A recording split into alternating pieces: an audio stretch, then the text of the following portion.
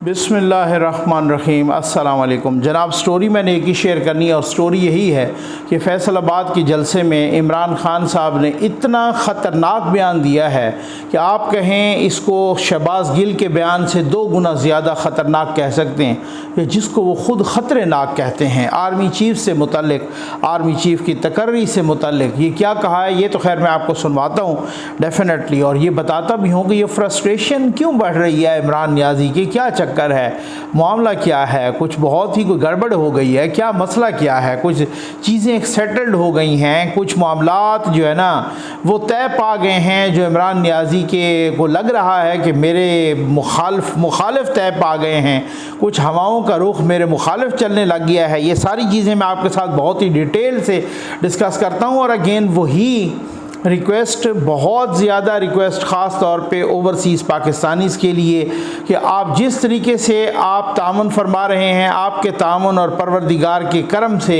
वो flood relief, ज़ीएन news का flood relief operation जारी व सारी है अल्हम्दुलिल्लाह पूरी आबोताब के साथ, और एक अनथक तरीके से, जिस तरीके से मेरी टीमें आप दुआ आप हमारे लिए भी करें, हम उन लोगों से आपके लिए दुआ करवा रहे हैं।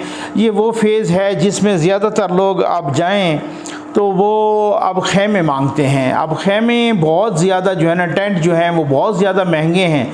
तो ये आपके तामुन से ही होगा, जिस तरीके से वो राशन, चारपाइयाँ, मच्छरदानियाँ, बाकी चीज़ें, अब उसके मेडिकल कैंप और पका के भी, और वैसे भी जिस इलाके में हम सर्वे करते हैं तो आपने देखा भी होगा मेरे वीलॉग्स में भी, और वैसे भी मैं वो लगा रहा हूँ, साथ साथ मैं एक एक चीज़ को फिल्मा रहा हूँ और लगाऊंगा इंशाअल्लाह। किसी को चाहिए होगा तो उसको मैं वो चीज़ें व्हाट्सएप में भिजवाऊँगा। कुछ लोगों ने कहा है जनाब नाम ले कि हमारे लिए दुआ करवाएं, उनकी वीडियोस मैं उनको भी भिजवाऊँगा और भिजवा रहा हूँ।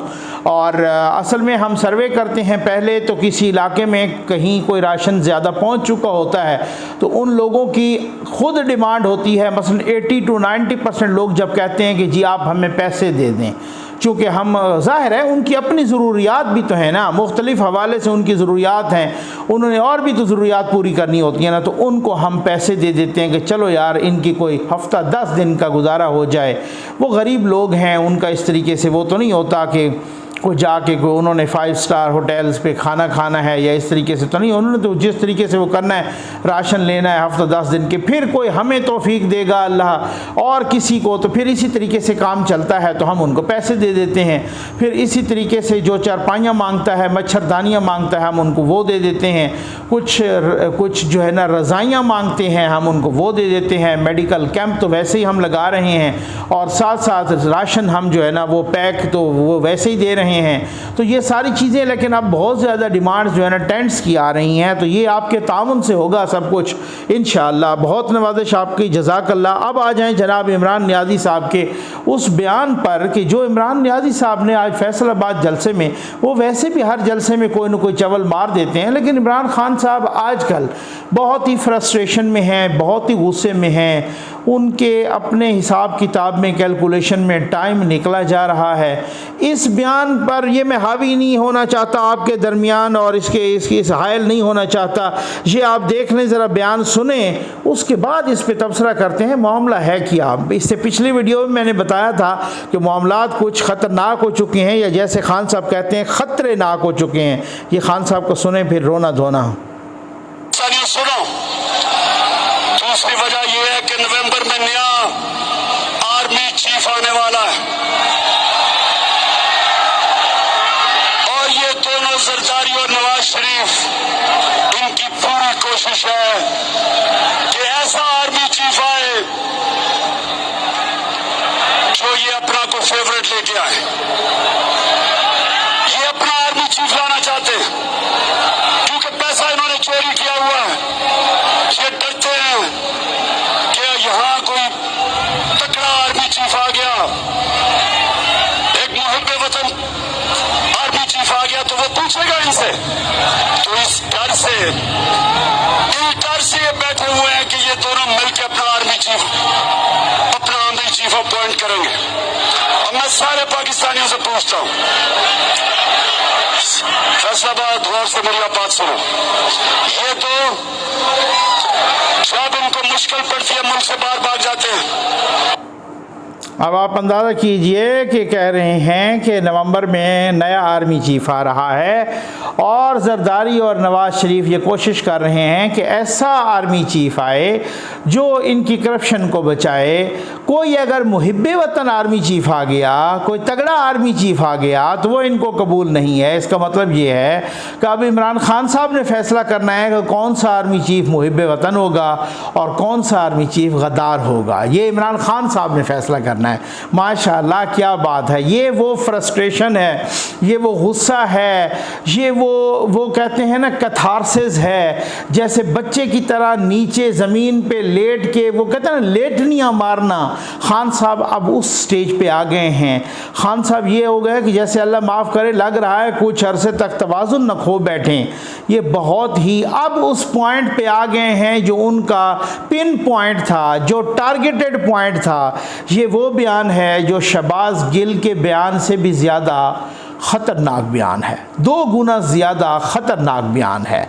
ये वो बयान है जो अपना इनके साबिक़ वज़ीर ख़ज़ाना उनके बयान से भी ज़्यादा ख़तरनाक बयान है। अब आप देखें जिस तरीके से खैबर पख्तूनख्वा के वज़ीर ख़ज़ाना ने लिख दिया ख़त, लेकिन पंजाब के वज़ीर ख़ज़ाना ने नहीं लिखा शौकत तरीन के कहने पर। हाँ, ठीक हो गया ना। तो मामला बहुत ज़्यादा गंभीर हैं जनाब।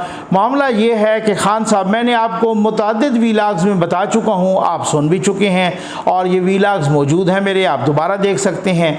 मैंने कहा था ये सारा रोला ही नवंबर तक है, लेकिन अब खान साहब को पता चल गया है कि यार ये नवंबर वाली गेम नहीं है, बल्कि अब बहुत सारे लोग उनको दोस्त बता रहे हैं कि ये गेम सितंबर में ख़त्म हो जाएगी। एक्सटेंशन मिली तो उनको मिल जाएगी, अगर नया आया तो तब भी आया। मतलब कहने का ये है कि बहुत सारे लोग तो यही कह रहे हैं ना कि भाई अब एक्सटेंशन। कुछ लोग तो ये कह रहे हैं, कुछ नहीं, बहुत सारे लोग जिस बुनियाद पर या जिन हालात पर जनरल बाजवा को एक्सटेंशन पिछली दफ़ा दी गई थी, वो हालात और वो बुनियाद तो पिछली दफ़ा की निस्बत अब 10 गुना ज़्यादा है। मुल्क में 70% हिस्सा मुल्क का डूब गया है, सैलाब आया हुआ है, पाक फ़ौज का रिलीफ ऑपरेशन जारी और सारी है। जनाब बाहर हैं तो कर्ज़ा IMF तक को फ़ोन करवाना पड़े अमेरिका को तो वो जनरल बाजवा फ़ोन करते हैं। यहाँ सऊदिया से वही पैसे लाते हैं, UAE से वही लाते हैं, और इसी तरीके से बाकी भी जगहों पर बहुत सारी इकॉनमी को उन्होंने संभाला हुआ है। तो अब बात यह है कि ऐसे हालात में जब इस तरीके की गड़बड़ है मुल्क में, इस तरीके का एक इंतशार है, बिल्कुल खान साहब एक इकॉनमी को लोएस्ट एप पे छोड़ के गए हैं, उसमें फिर आपको पता है कि आर्मी चीफ का फिर किरदार भी इतना वो सारी चीज़ों में इन्वॉल्व हुए हों, तो अब खान साहब को लगता है कि इन्हीं को एक्सटेंशन मिल जाएगी और नया भी अगर आया, अगर को जो 20-30% चांसेस हैं तो वो भी इन्हीं का अप्रूव्ड होगा। अब ये बड़ा उनको ये बात हज़म नहीं हो पा रही। इस बयान के बाद एक बात जो मैं हमेशा से कहता हूँ कि ये खान साहब के अपने बयानात नहीं हैं, खान साहब को किसी ने धक्का दिया हुआ है। वैसे भी खान साहब ने अपने सियासी ताबूत में एक और कील ठोंक दिया है, हो सकता है ये आखिरी कील हो। कहा जा रहा है कि हुकूमत ने यह भी फैसला किया है कि शौकत तरीन के ख़िलाफ़ भी मुकदमा दायर कर दिया जाए, मुकदमा रजिस्टर कर दिया जाए। उन्होंने बहुत ख़तरनाक उनकी ऑडियो आई, खान साहब की अपनी ऑडियोज़ बहुत ख़तरनाक हैं, अंदर के लोग भी खान साहब के पीछे हैं, उन्होंने खान साहब का सत्यानाश किया हुआ है, खान साहब ने उनका सत्यानाश किया है, कुछ बैरूनी फोर्सेस भी पीछे हैं। तो ये सारा कुछ चीज़ें, ये बहुत कुछ। अब इसके बाद अगर ये वाकई इस तरह से है जो सारे कह रहे हैं कि शहबाज गिल का जिस तरीके से बयान है उससे 10 गुना ज़्यादा ख़तरनाक तरीन बयान ये इमरान खान का है।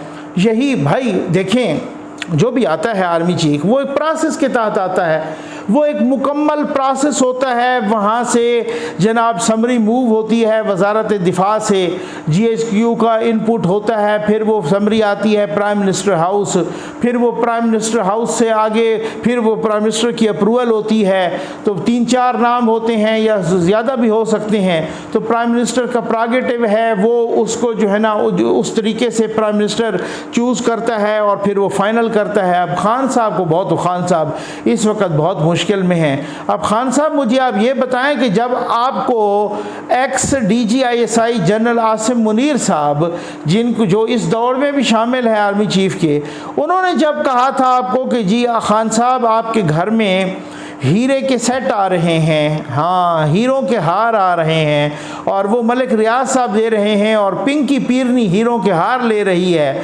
तो पिंकी और गोगी जब हीरों के हार ले रहे थे उस वक़्त के DGISI ने आपको इन्फॉर्म किया था, आपने फौरी तौर पे उनको हटा लिया क्योंकि उस वक़्त तो आपका तोती बोलता था।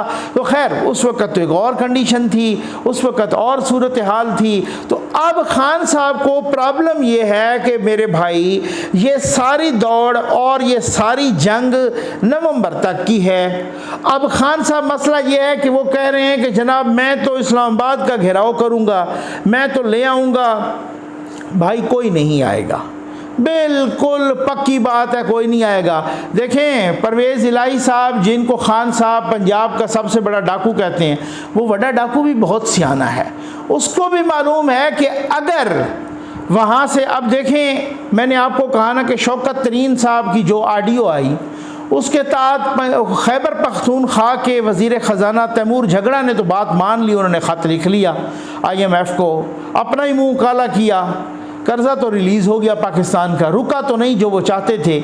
लेकिन जो पंजाब का वज़ीर ख़जाना था उसने नहीं लिखा। क्यों नहीं लिखा? ज़ाहिर है वो वज़ीर आला की मर्ज़ी के बगैर तो ख़त नहीं लिख सकता। वज़ीर आला वहाँ पे चौधरी परवेज़ इलाही हैं। चौधरी परवेज़ इलाही बड़े सियाने बंदे हैं, वो भी बड़े सियाने हैं और उनका बेटा निका डाकू मुनस इलाही भी बहुत सियाना है। उनको भी पता है कि कौन सी चीज़ इरिटेट करती है बड़े घर को और कौन सी चीज़ की कुछ इजाज़त होती है। वो उनको भी अच्छी तरह से खान की नफ्सियात का पता है, खान को उनका पता है, खान साहब को उनका पता है। उनको ये एक दूसरे को चवल बना रहे हैं, एक दूसरे को बेवकूफ़। ये इस तरीके से मैरिज ऑफ कन्वीनियंस है। एक नून लीग का रास्ता रोकने के लिए खान साहब ने उनको कबूल किया। उनको भी पता है कि हम 10 सीटों वाले, जो 10 सीटें अपनी भी हमारी पत्नी क्या यूँ समझ लें कि हिल रही हैं, उनका एक वज़ीर अभी तक नहीं है। तो ये सारी गड़बड़ का उनको भी पता है, इनको भी पता है और वो बड़े निके डाकू दोनों को पता है कि जनाब वो कह रहे हैं कि जी बात ये है कि जो जिससे बड़ा घर नाराज़ होता है वो काम नहीं करना। वो खान साहब आपकी अपनी हुकूमत थी सर, खैबर पख्तूनख्वा में आपकी हुकूमत थी। जब ये 25 मई का आप लॉन्ग मार्च ले आ रहे थे, जब आप सवाबी इंटरचेंज पे पहुँचे, आपके पास टोटल 15,000 बंदे कोई नहीं थे। 10 से 12 या बाद लोगों ने कहा 8 से 10 हज़ार लोग आपके साथ थे। पूरे खैबर पख्तूनख्वा से आप 8-10 हज़ार बंदे, उनमें से भी पतन याद है वापस चले गए। जब आप इस्लामाबाद पहुँचे तो 5-6 हज़ार लोग थे, जिनमें से कुछ ने इधर 500-700 लोगों ने या 1000-2000 लोगों ने रेड जोन में आग लगा दी।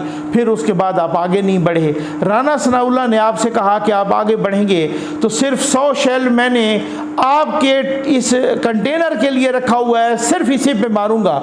उससे डर के आप गए। आपने इज़्ज़त बचाने के लिए तकरीर की कि जी मैं 6 दिन के बाद फिर वापस आऊँगा। 6 हफ्तों से ज़्यादा गुजर गए, आप कोई नहीं आए। सर आज भी आपको पता है कि आज जो हालात हैं फ्लड के, आज जो हालात हैं सैलाब ज़दगान के, आज जो पूरे मुल्क के 70% हिस्सा डूबा हुआ है, हम वतन जो है ना, जिनके जो जनाजे एक जगह से दूसरी तरफ शिफ्ट करने, वो पानी से डूब के वहीं पे इंतकाल करते हैं और पानी में ही दफन हो जाते हैं। ये हालात हैं। आपके साथ कौन आएगा? कोई नहीं आएगा सर। यहाँ पे वोट देते हैं लोग, इस तरीके से नहीं निकलते। ये आपको भी अच्छी तरह से पता है। अगर आज भी आपको पता हो कि मैं कॉल दूं और 20 लाख बंदा निकल आए तो ये एक ऐसी बात है कि आप 2 मिनट की भी डिले नहीं करेंगे। लेकिन आपको पता है कि इस तरीके से अवाम नहीं आते। आपका कथारसिस, आपका गुस्सा, आपकी परेशानी, आपकी बेचैनी सब समझते हैं, लेकिन मामलात अब बहुत ही करीब हो गए हैं। ये सितंबर में ही सारा कुछ होना है। वो इलेक्शन की तो पहले रट लगाई ना। असल में इलेक्शन की रट क्यों लगा रहे थे? इस वजह से कि इलेक्शन हो, नया प्राइम मिनिस्टर आए, वो नया आर्मी चीफ लगाए, लेकिन अब तो मामलात ही उलट हो गए हैं। अब तो इससे पहले तो ये हो सकता था पहले अगर ये सैलाब ना आता, ये मामलात, ये इमरजेंसी ना होती, बहुत प्रेशर बिल्टअप हो गया था। अब मामला ये है कि उन पे प्रेशर भी बिल्टअप नहीं हो रहा। जी हाँ, ये मुझे ज़ाती तौर पे पता है, ये मैं मालूमात की बुनियाद पे कह रहा हूँ। खान साहब जितना अपना उछल कूद कर लें, ऊट पटांग मार लें, जितनी चवलें मार लें, जितने जलसे कर लें, कुछ नहीं होना। खान साहब बिल्कुल कुछ नहीं होना। ये भी फैसला हो चुका है कि इलेक्शन 2022 में नहीं होंगे, और ये भी फैसला हो चुका है कि नया आर्मी चीफ हो या इसी को एक्सटेंशन देनी हो, यही प्राइम मिनिस्टर देगा मेरे भाई।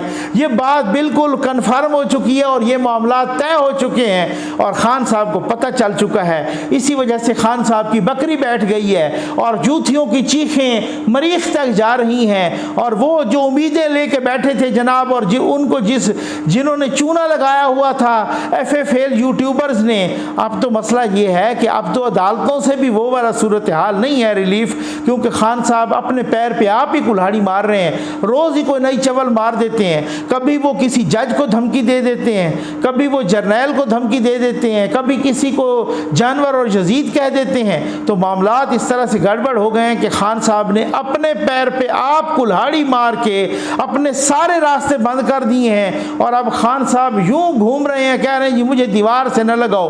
खान साहब आपने अपना कुंडी लगा के खुद को अपने आप को जो है ना दीवार से लगा दिया है। अब पता नहीं किसको कह रहे हैं कि मुझे दीवार से लगा। आपको किसने दीवार से लगाया है? लेकिन आपको कानून फितरत ने दीवार से लगाया है, आपको कुदरत ने दीवार से लगाया है, आपको अपनी आदात ने दीवार से लगाया है, आपको अपने बयानात और अपनी चवलों ने दीवार से लगाया है, आपने वो धमकियों को दीवार से लगाया है। आप जिस तरीके की धमकी देते हैं और फिर उसके बाद देखते हैं तो पीछे मुड़ के कोई भी नहीं होता, और फिर उसके बाद देखते हैं अगर इस धमकी पर मैंने अमल कर लिया तो इसका अंजाम क्या होगा। 4 दिन आप अडियाला में नहीं गुजार सकते, ये याद रखिएगा। मामलात आपके हाथ से खिसक रहे नहीं बल्कि खिसक चुके हैं। अब ये आपकी मर्जी है कि आप दूसरों के हाथ में खेल के अपनी फर्दर सियासत की तबाही करना चाहते हो, तो इट्स अप टू यू। बाकी मैंने आपको बता दिया है कि खान साहब की बेचैनी का सबब क्या है। उम्मीद है आपको वीडियो पसंद आई होगी। आपका बहुत बहुत शुक्रिया।